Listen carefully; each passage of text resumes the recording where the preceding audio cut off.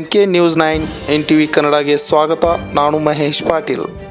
ಇಂದು ಬೆಳಗಾವಿ ಜಿಲ್ಲೆಯ ಹುಕ್ಕೇರಿ ತಾಲೂಕಿನ ಹಟ್ಟಿಯಾಲೂರು ಗ್ರಾಮದಲ್ಲಿ ಕಬ್ಬಿನ ತೋಟಕ್ಕೆ ಕೆಇಬಿ ವೈರ್ಗಳು ಸ್ಪಾರ್ಕ್ ಆಗಿ ಬೆಂಕಿ ಅವಘಡ ಸಂಭವಿಸಿದೆ. ಸುಮಾರು 4-5 ಎಕರೆ ಕಬ್ಬು ಸುಟ್ಟು ಹೋಗಿದೆ. ತೋಟದ ಮಾಲೀಕರು ತಮ್ಮ ಅಳಿಲನ್ನು ಗ್ರಾಮಸ್ಥರ ಮುಂದೆ ತೋಡಿಕೊಂಡರು.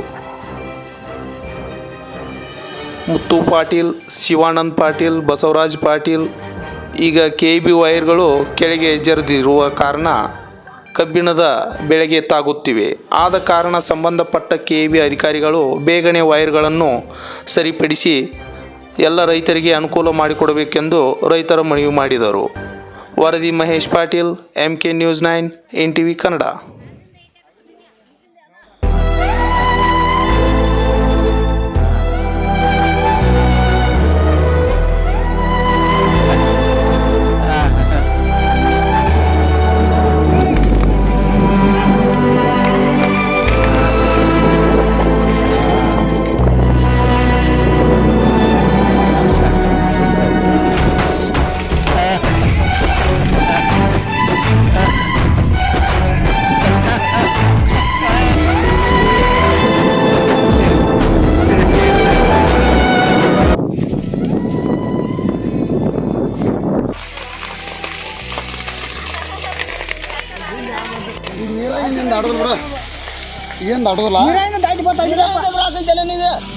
ನೀರು ಹಾಳೈತಿ, ನೀರಾಗ ಬರೈತಿ ಈಗ ನೀರ ಬರಾಕತೈತಿ.